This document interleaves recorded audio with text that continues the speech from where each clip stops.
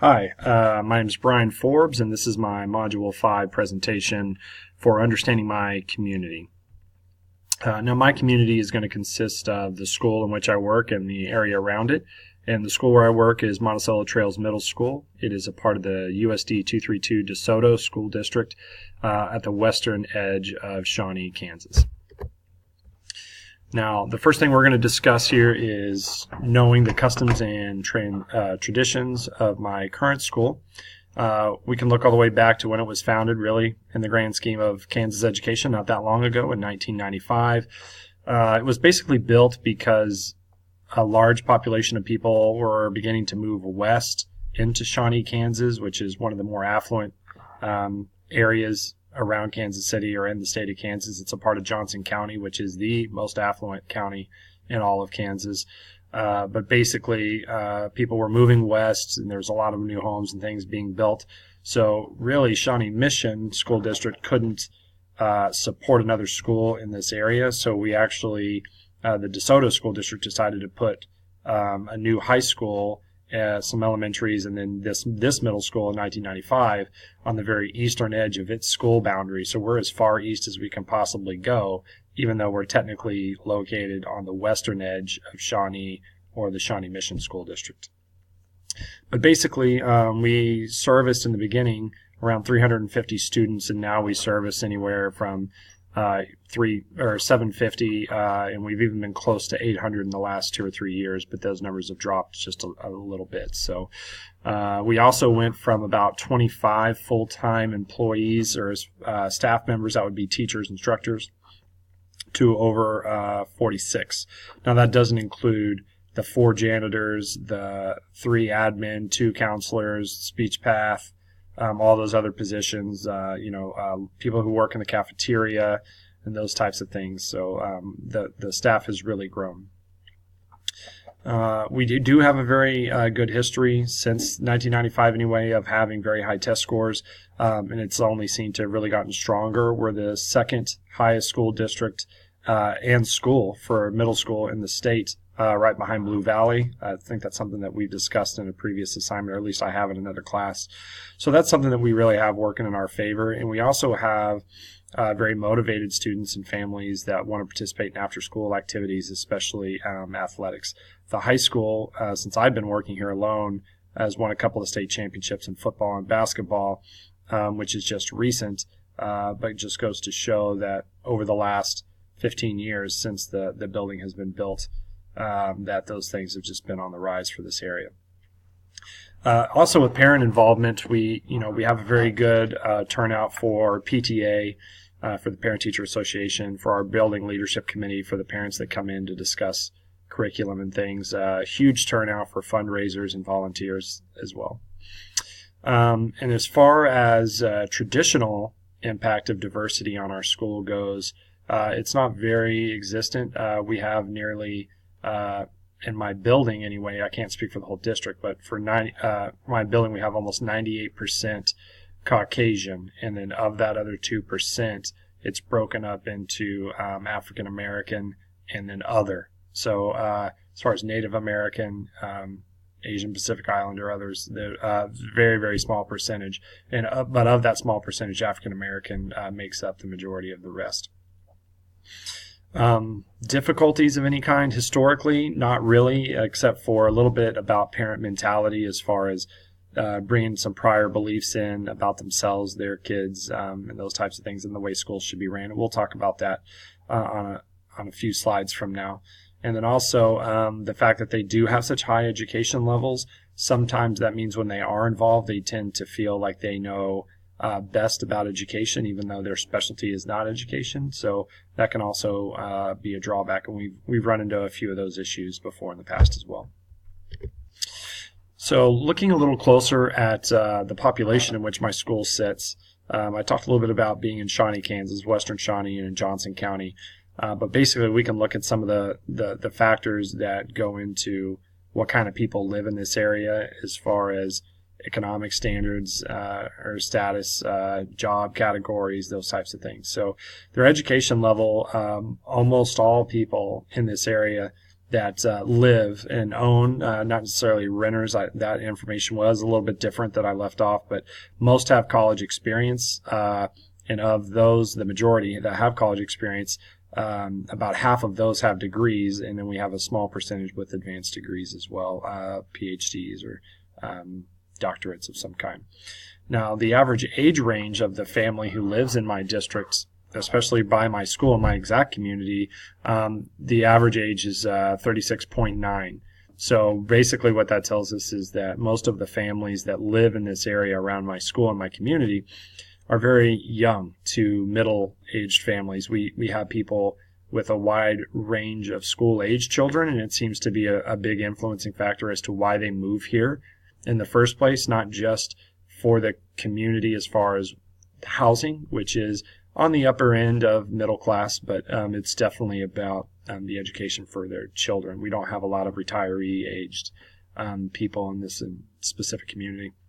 And then the gender breakup is going to be about, it's around 50-50. There's, I think, 53% males, and then we have 47% females.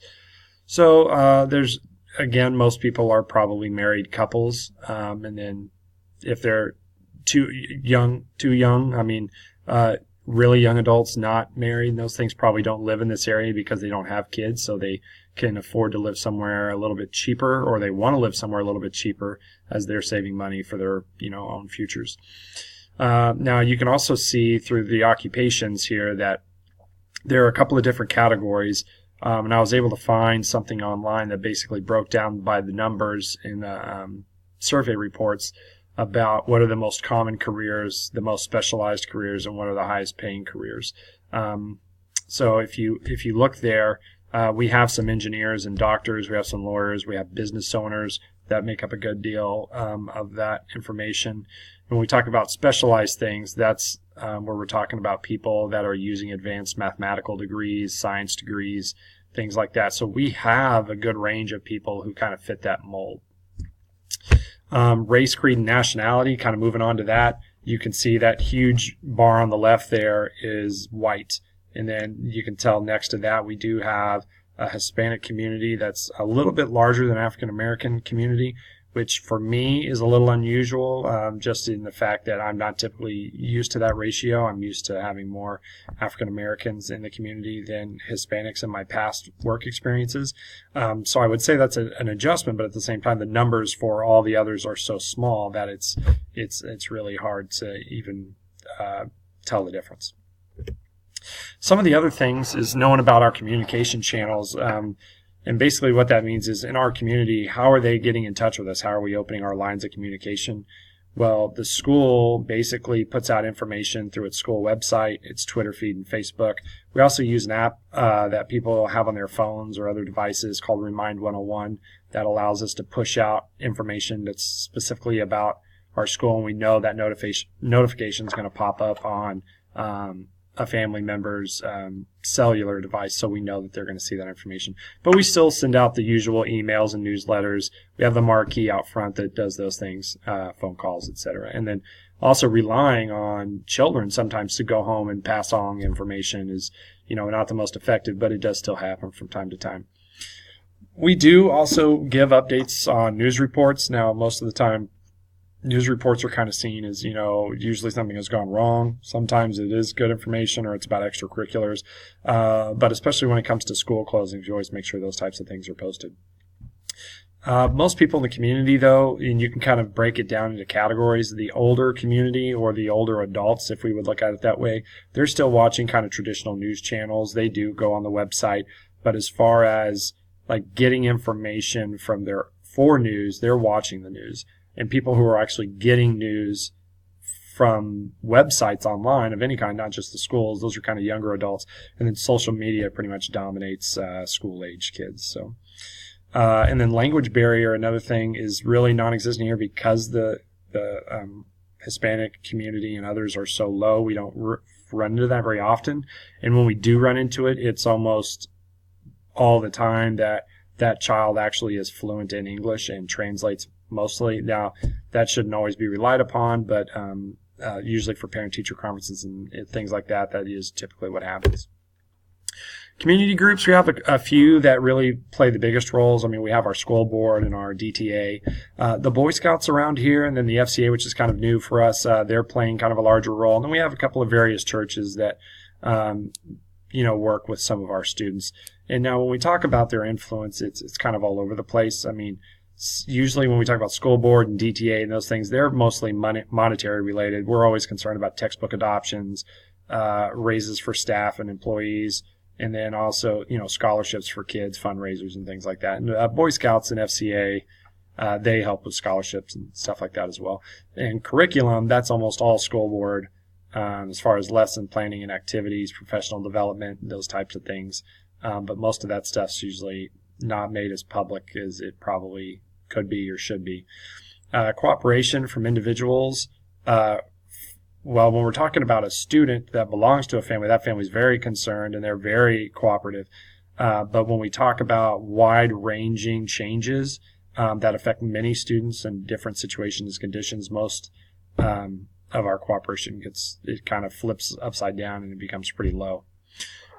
Really the biggest problem organization for our school anyway is kind of the school board. We've had different issues where they've, discussed textbook adoption, and then at the last second they've said, oh, well, we're not going to do that. And then we had an issue with boundary changes. Our school in particular was just overflowing with students. I talked to you earlier about almost 800 kids in the building that started in a building that had 350. So we were really, really pressed for teachers and room to fit kids. And so we were looking at moving boundaries so that more kids could be pushed to a different middle school in our district.